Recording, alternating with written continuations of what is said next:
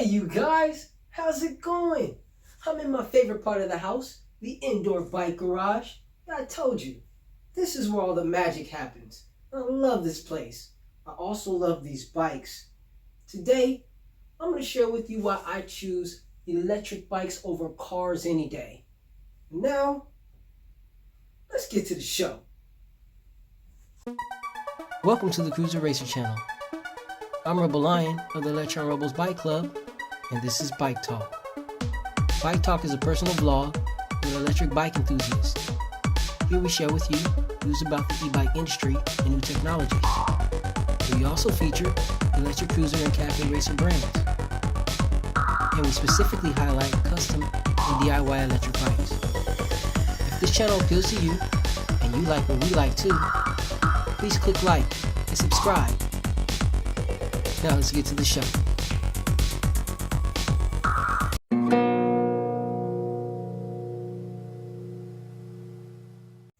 Greetings enthusiasts, and welcome back to the channel. I'm Rebel Lion of the Electron Rebels, the Grand Admiral, and this is Bike Talk, the personal vlog of an enthusiast. This week, I want to dive into how I was able to save $13,000 during the pandemic, and how I was able to do it was by switching from four-wheel transportation to two-wheel transportation. Let's get into that, shall we?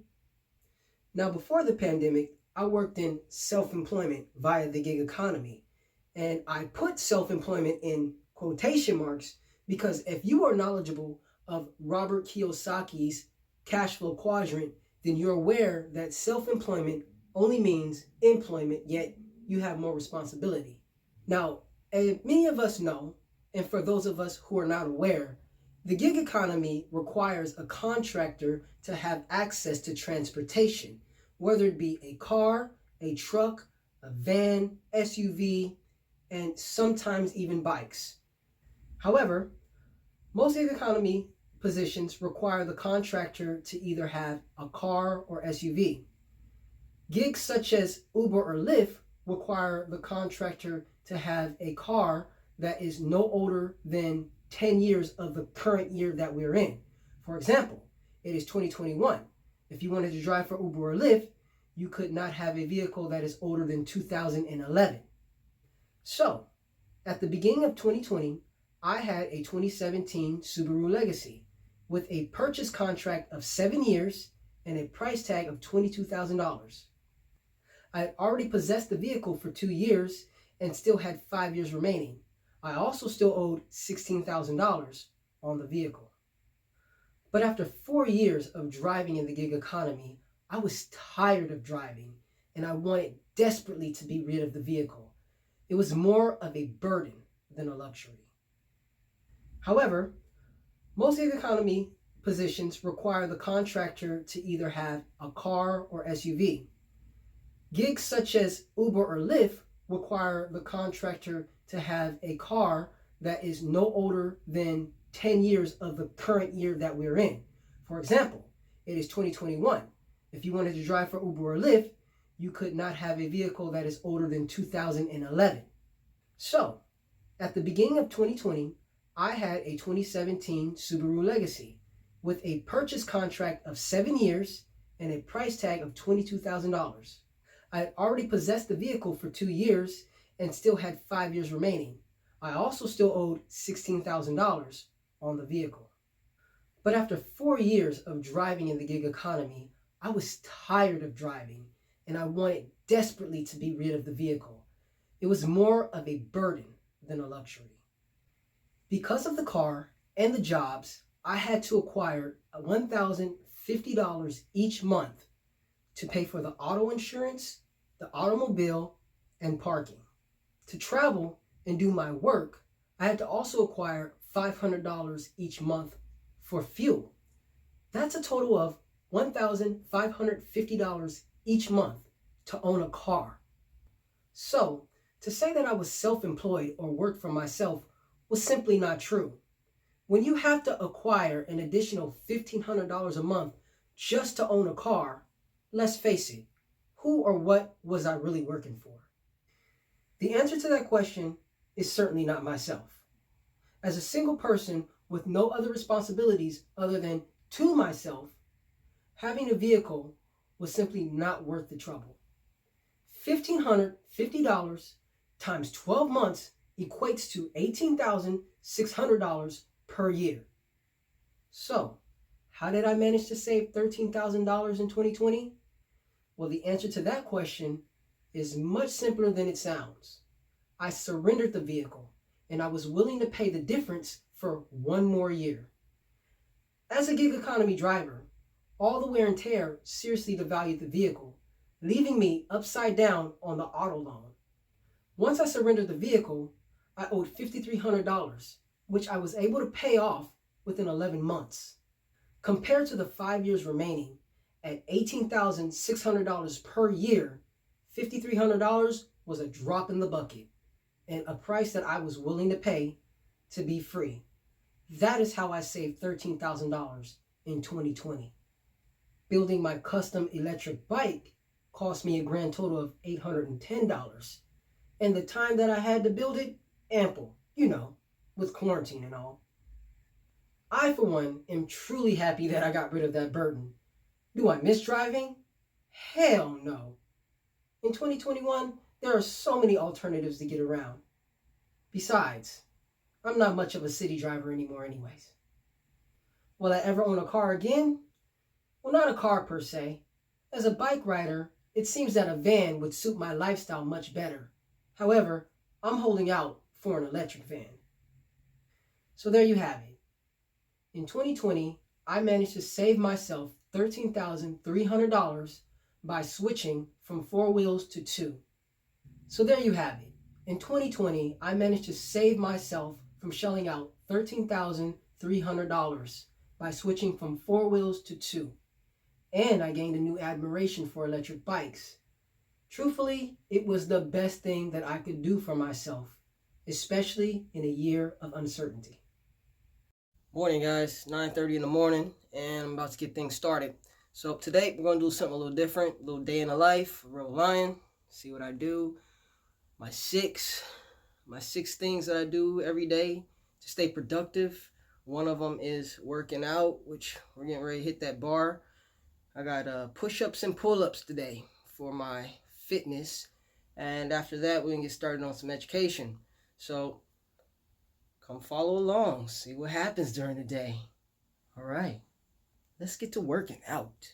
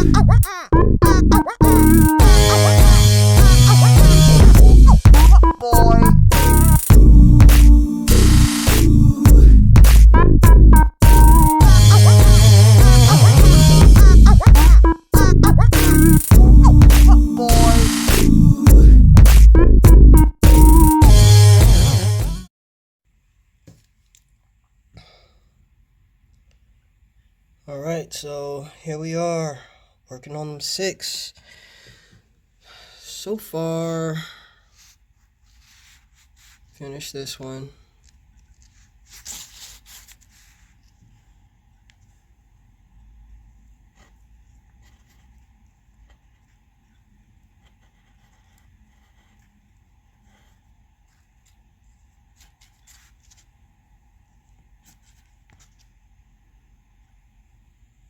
I'm going to start doing this one now.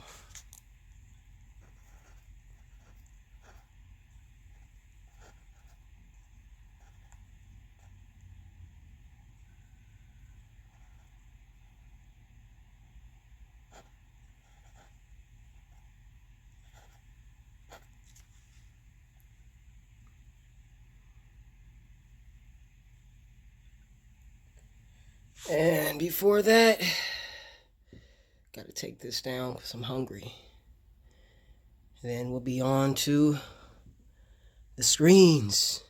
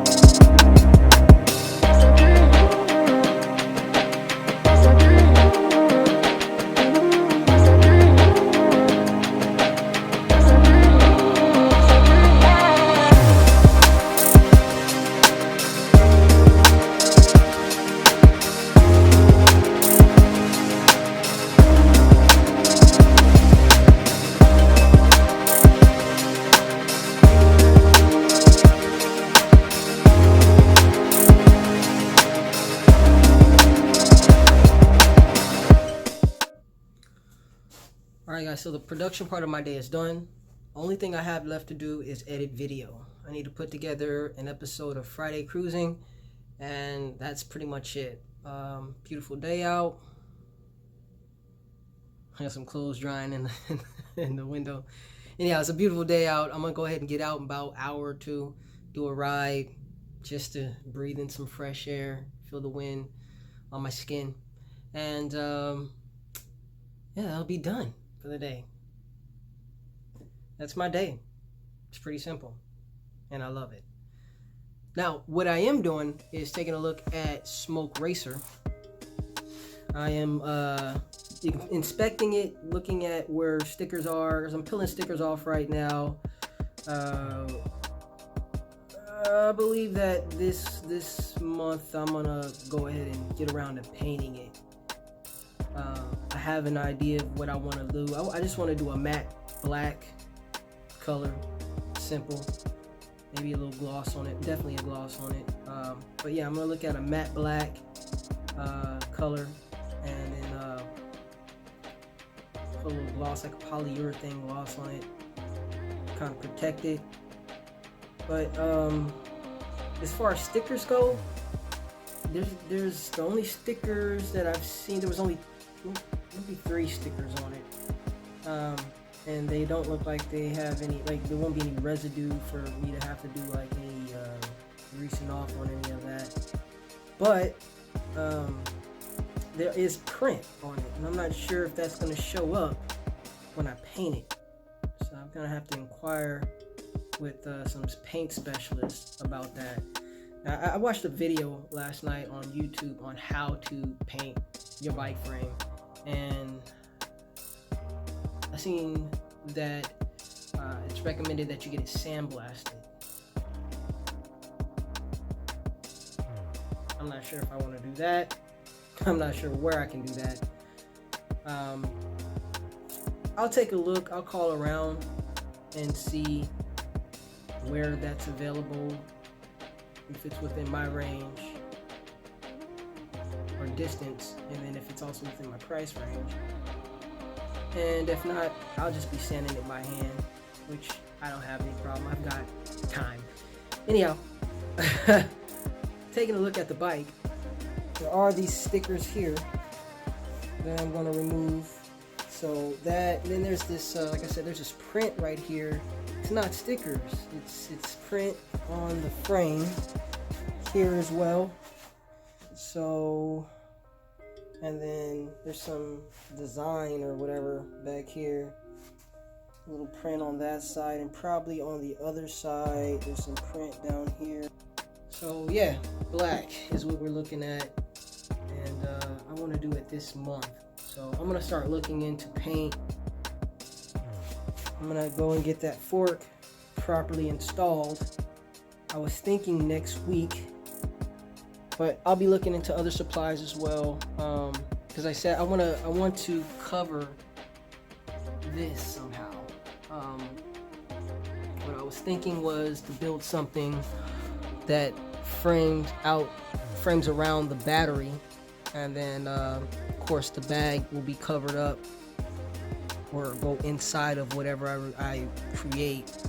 But that, I'm still thinking about that. I'm really stumped on what I'm gonna do there.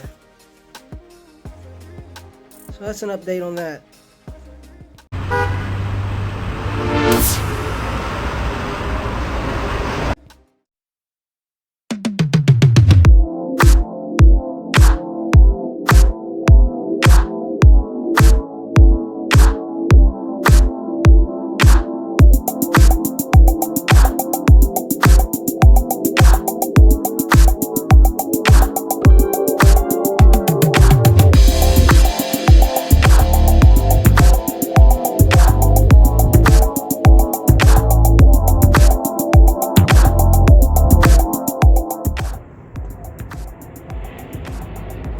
Well, friends, this looks like a good place to end the day.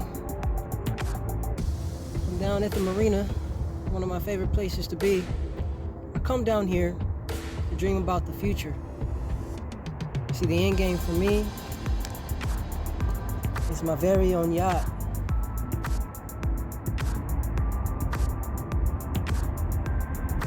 in my more mature days on the ocean, I'm aware that I've got a little time before I get there. But a man has got to continue to dream. So that's what I'm here for.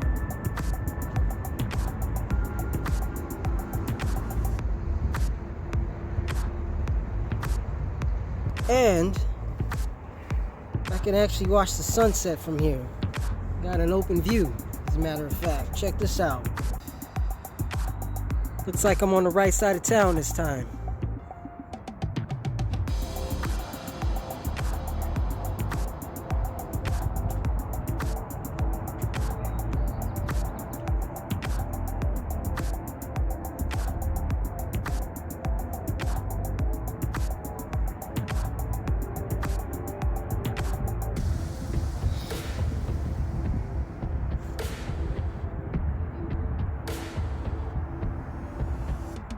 That one right there.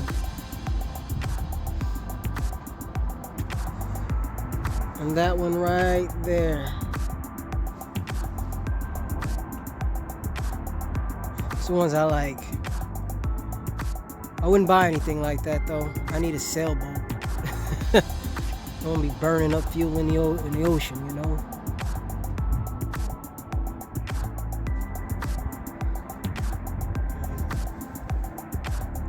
That one's nice.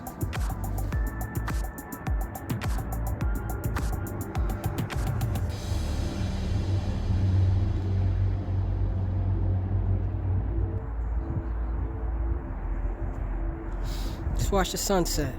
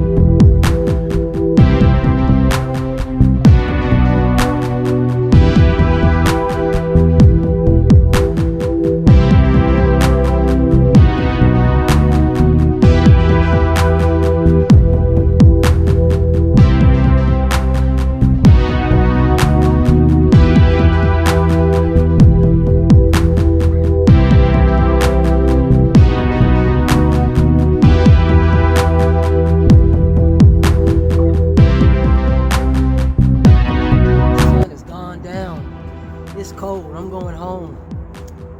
See y'all later.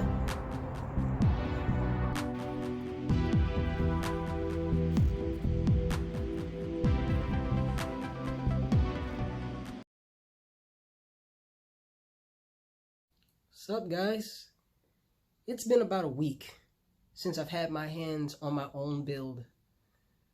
Even I have to recognize when I'm out of my league and find help and outsource some work when I know that I can't do it or I'm just not at that level. And so that's what I did. I sent the bike out to the bike shop and had them work on the fork situation. So I don't have that tool that is required to put the fork on there properly. And it's all right, you know. Do I want to buy those tools? As I said in that one bike or Builder's Corner episode, no. It wasn't beneficial to my budget. It wasn't beneficial to the shop only because this is probably the one time that I will change the fork on this particular bike.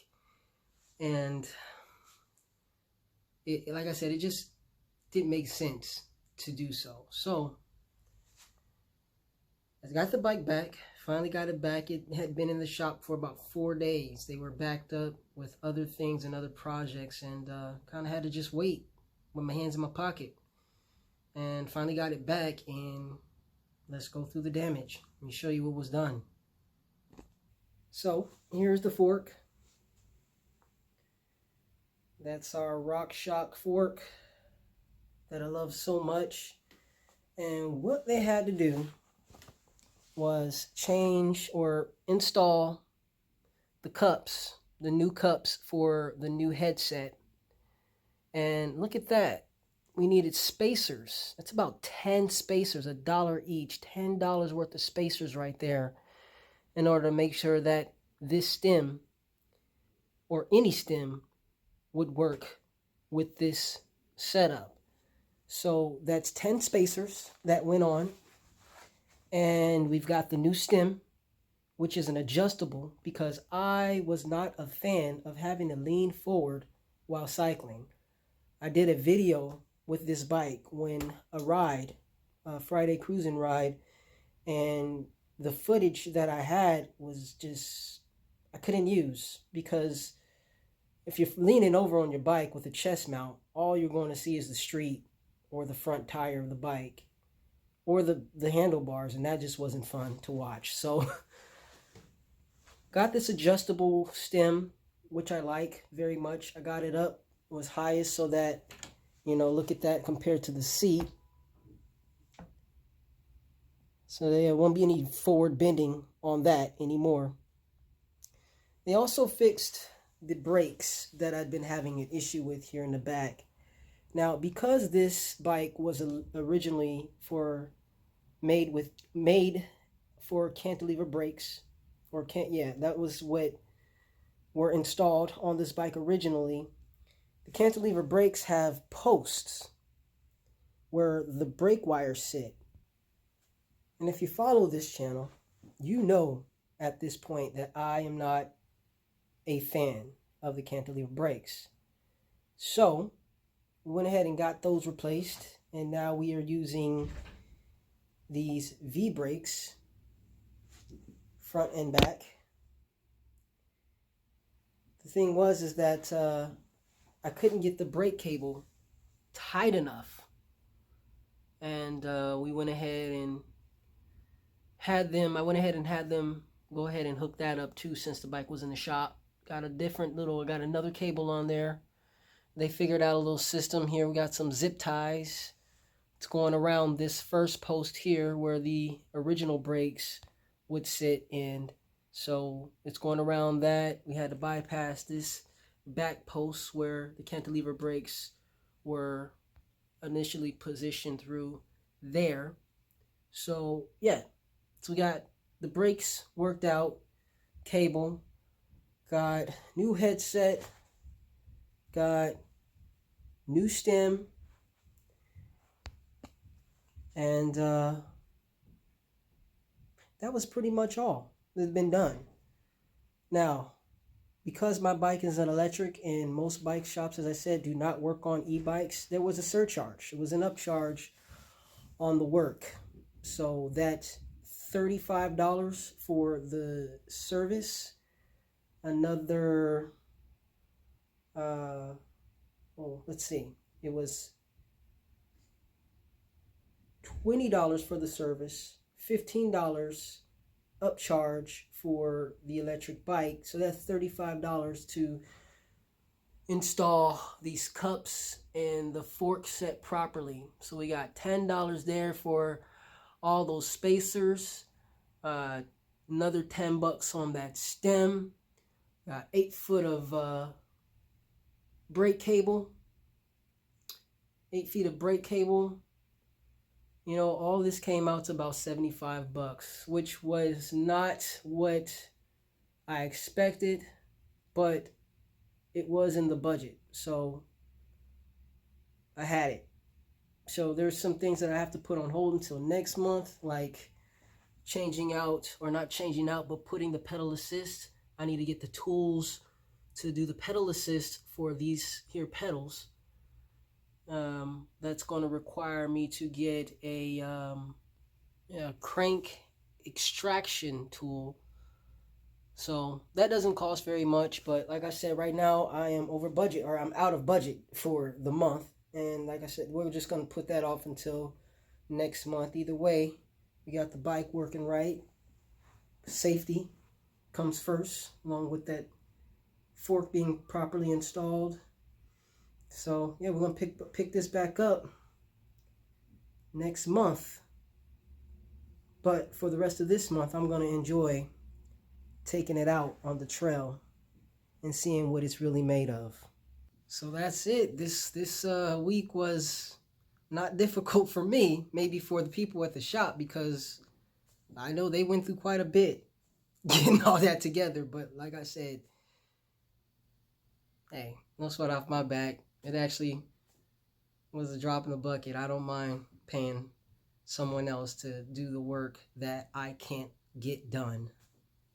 And like I said, it's knowing when to say I need help, or knowing when to say this is above my level, and giving the work to somebody else. You got to know how to delegate. Otherwise, you just go a little crazy. I was going to go crazy. I don't know if you all remember, I was frustrated, but not anymore. It's done. So moving on to the next projects.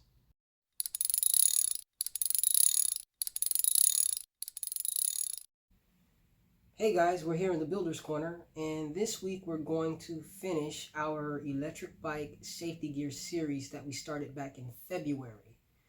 Now we started with cold weather gear, then we went to winter weather gear, and now we are going to complete the series with summer and warm weather gear. Spring is here, and we will begin to see more electric bikes sharing the roads with vehicles. But what will these electric bike riders be wearing as they share the roads with automobiles? Chances are, not very much. And I can't begin to stress the fact that safety gear is necessary, especially when we share the roads with automobiles. So, let's take a look at gear that will help you stay safe during the spring and summer months. First off, let me say, for the love of life, always wear a helmet. Here we go. Riding an e-bike without a helmet is beyond ridiculous. Our recommendations for warm weather headgear is slightly different from cold weather gear. An enclosed helmet is always best. However, should you choose a half helmet, avoid these. Torso. Motorcycle jackets with inline padding or armor jackets are going to be your best safety measure. You could also wear an armor vest, which I don't personally recommend, only because you will still need to protect your shoulders and arms. I wear the Viking Cycle mesh jacket. It has padding inside the liner of the jacket, which can be removed easily. It is a breathable garment, which helps me stay cool and protected. Arms and hands. If you choose to wear an armor vest, also wear elbow padding as well. For your hands, use knuckle protection gloves. Remember, these can help to cushion the fall. Hips and legs. Riding in shorts on a warm sunny day may seem comfortable, but busted knees and hips are not. Armor pants with hip, thigh, and knee padding is highly recommended. A suit of armor is more fashionable than you have probably imagined. Just look at this suit. But if you're going to wear shorts, at least get some knee pads. On your feet. I understand that summer is a hot season in most places, but for the love of life, don't ever wear flip-flops on an electric bike. This e-bike rider is wearing a mask. This is great to avoid viruses, but not injury from an accident. You can always wear sneakers if you don't want to get too technical. I always recommend closed-toe shoes. I would highly recommend closed-toe shoes with ankle protection or high-top shoes for riding.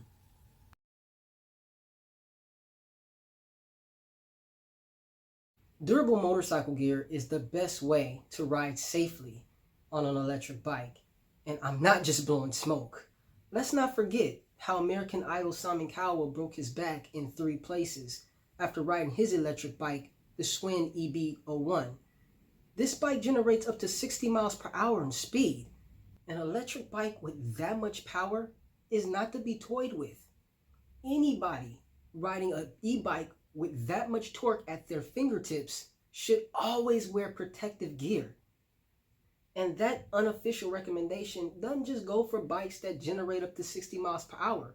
It goes for bikes that generate 20 to 28 miles per hour as well.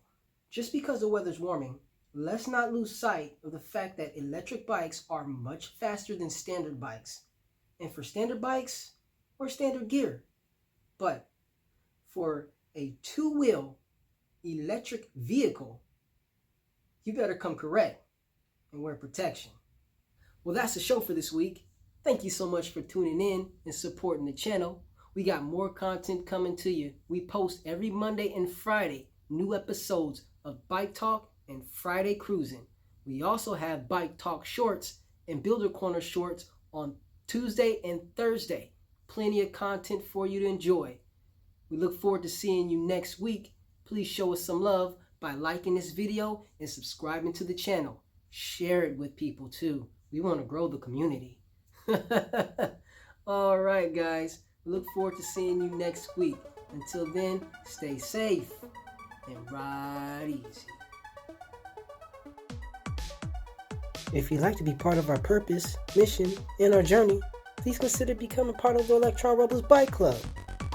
You can find links to the club in the description below. Ride easy.